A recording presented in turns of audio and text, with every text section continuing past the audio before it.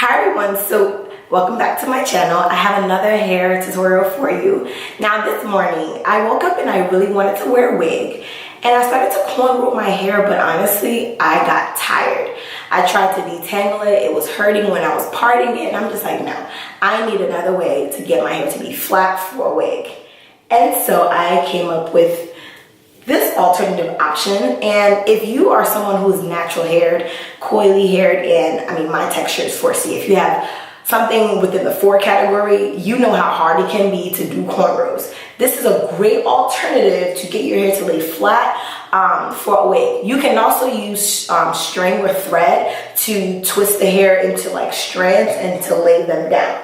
But I like to do this because I don't necessarily want to stretch my hair, but I want it to be crinkly when I take the braid out. Stay tuned for how I do this, and I'm also going to record how I apply my wig, how I style it, and how I get ready.